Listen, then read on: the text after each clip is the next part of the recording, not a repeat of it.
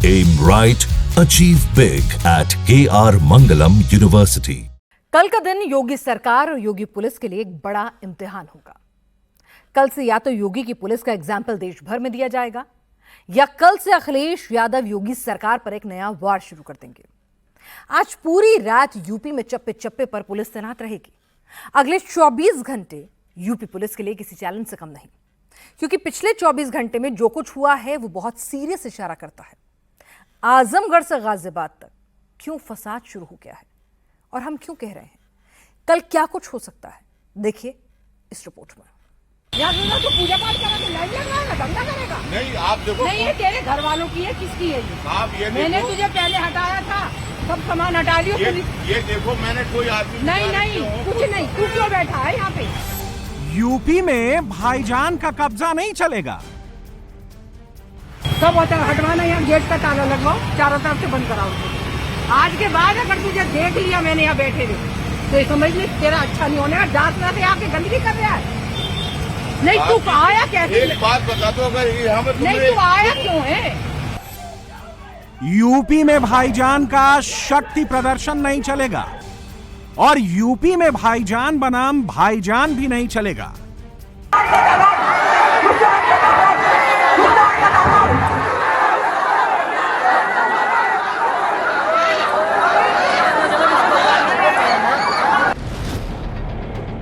तारीख 6 जुलाई, दिन रविवार, और इसी दिन यूपी पुलिस का सबसे बड़ा इम्तिहान। यूपी में मुहर्रम के सबसे बड़े जुलूस के निकलने से पहले भाईजान आउट ऑफ कंट्रोल होने लगे हैं। ताजिया निकालने में भाईजान की तनातनी बढ़ गई है। भाईजान आपस में ही लड़ने लगे हैं, लाठी डंडा लेकर मैदान में उतर पड़े हैं, एक दूसरे पर टूट पड़े हैं।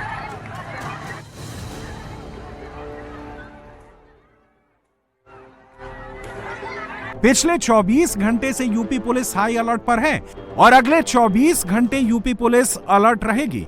अगले 24 घंटे बहुत सेंसिटिव हैं, पुलिस के लिए बहुत चैलेंजिंग है। गाजियाबाद में तो मुहर्रम से पहले ही तनाव बढ़ गया है।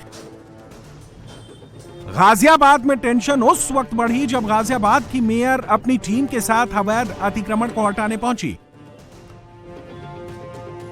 मेयर ने 24 घंटे पहले अवैध मजार को हटाने का अल्टीमेटम दे दिया था और फिर मेयर ही पूरी फोर्स के साथ ग्रीन बेल्ट से अवैध मजार को हटाने पहुंच गए। ये जो मजार के पास कुर्सी डालकर बैठी हुई है वो गाजियाबाद की मेरठ सुनीता दयाल हैं और जो जमीन पर फावड़ा चला रहे हैं, जो पानी की टंकी को हटा रहे हैं, वो सब गाजियाबाद नगर निगम के कर्मचारी हैं।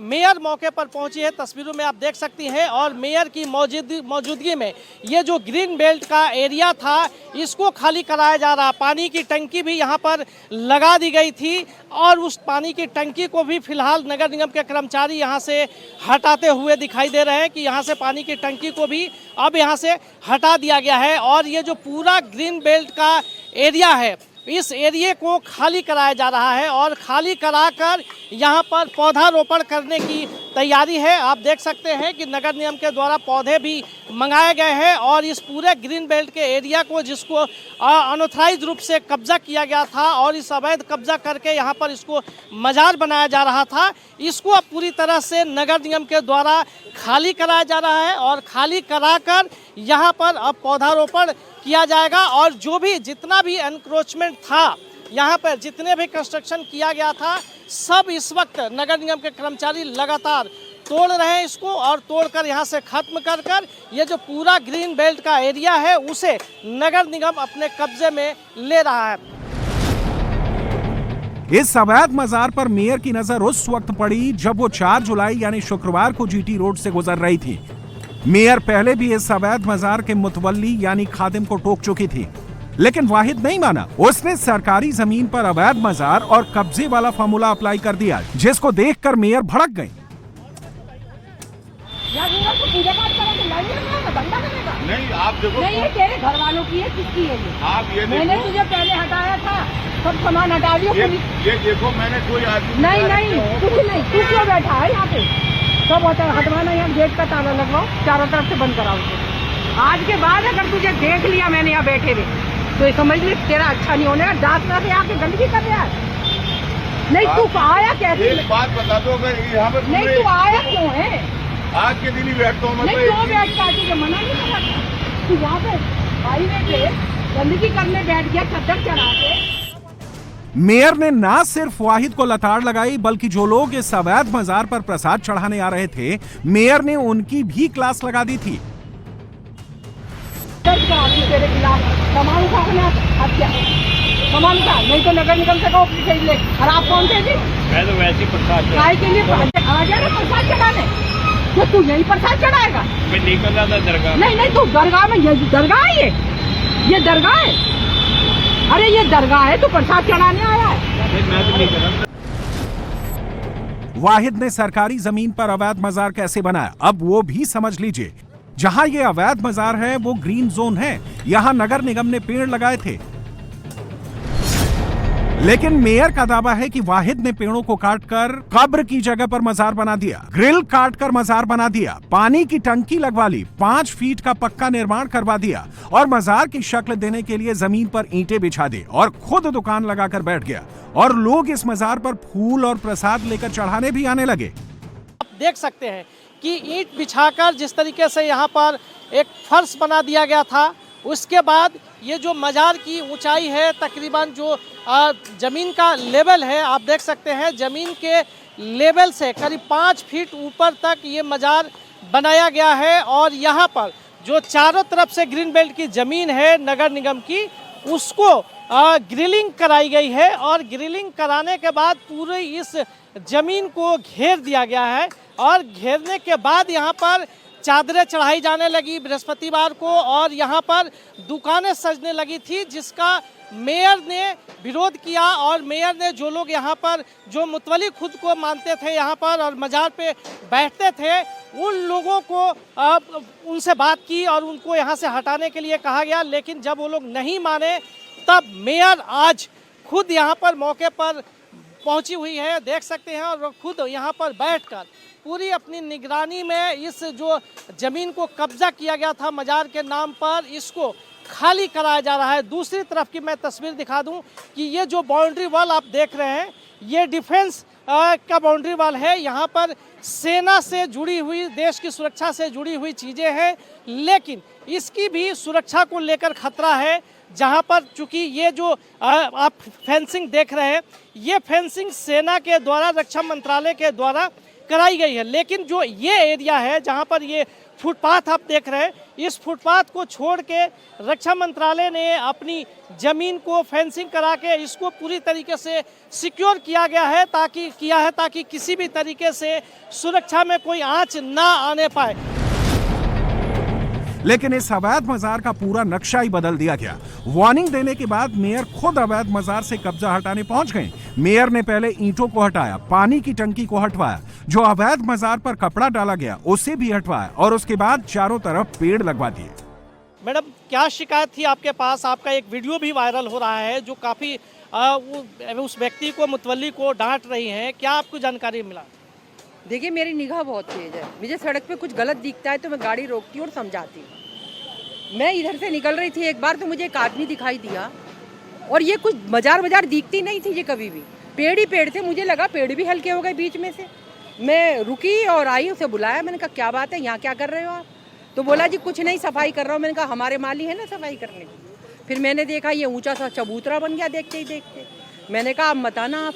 मैंने प्यार से समझाया, अगर आओगे तो मैं रिपोर्ट दर्ज कराऊंगी। और आप गाजियाबाद से आजमगढ़ की दूरी करीब 794 किलोमीटर है और मुहर्रम से पहले यहां भी माहौल गर्म है।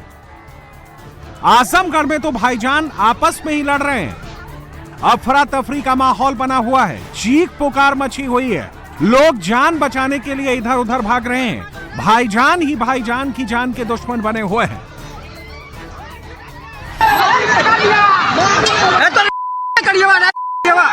आजमगढ़ में मुहर्रम के जुलूस को लेकर ऐसा बवाल हुआ कि भाईजान लाठी डंडा लेकर आ गए हैं। बूढ़े, बच्चे, नौजवान, बुजुर्ग सब इस दंगल में उतर गए हैं। ये जो लठमार युद्ध चल रहा है, इसमें लाठी चलाने वाला भी मुसलमान और जिस पर लाठी चलाई जा रही है वो भी मुसलमान है।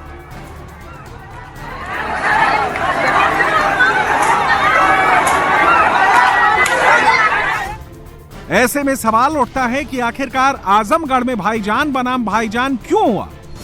आखिरकार मुहर्रम में मुसलमान ही मुसलमान पर लाठी डंडा क्यों चलाने लगा? आजमगढ़ के बुझई गांव में मुहर्रम का जुलूस निकाला जा रहा था। जुलूस मुस्लिम समुदाय के दो अलग अलग ग्रुप द्वारा निकाला जा रहा था। जुलूस के दौरान दोनों ग्रुप एक दूसरे के सामने आ गए और फिर भाईजान के दोनों ग्रुप में बहसबाजी हुई। विवाद रास्ते से पहले निकलने को लेकर शुरू हुआ है। पहले किसका ताजिया निकलेगा, पहले कौन आगे बढ़ेगा, इसी को लेकर दोनों ग्रुप में पहले बहसबाजी, फिर गाली गलौच और उसके बाद मारपीट शुरू हो गई। मुहर्रम में भाईजान ने ही भाईजान का खून बहा दिया।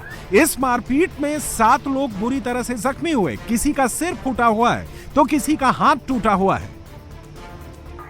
आजमगढ़ में यह भाईजान वर्सेस भाईजान की लड़ाई तब खत्म हुई जब यूपी पुलिस मौके पर पहुंची। यूपी पुलिस ने मामले को कंट्रोल में लेकर दोनों पक्षों पर एक्शन लिया है। दोनों पक्षों के 6 लोगों पर एफआईआर दर्ज हुई है और वायरल वीडियो के आधार पर पुलिस बाकी आरोपियों की तलाश कर रही है। प्रथम पक्ष के मुख्तार अंसारी सहित 3 लोग व द्वितीय पक्ष के साहबुद्दीन सहित 4 लोग घायल हुए। इनको अस्पताल भेजकर इनका इलाज कराया जा रहा है। पुलिस द्वारा प्रकरण में मुकदमा पंजीकृत कर आवश्यक कार्रवाई की जा रही है। 6 लोगों को गिरफ्तार किया गया है, उन्हें न्यायालय प्रेषित किया जा रहा है। आजमगढ़ में बवाल भाईजान और भाईजान के बीच हुआ, लेकिन प्रयागराज में तो भाईजान अपनी ताकत दिखाने लगे हैं। मुहर्रम का ये जुलूस यूपी के प्रयागराज में निकाला जा रहा है। टोपी पहनकर भाईजान नारेबाजी कर रहे हैं। इस भीड़ में बच्चे, नौजवान, अधेड़ सब शामिल थे। या हुसैन के नारे लग रहे थे।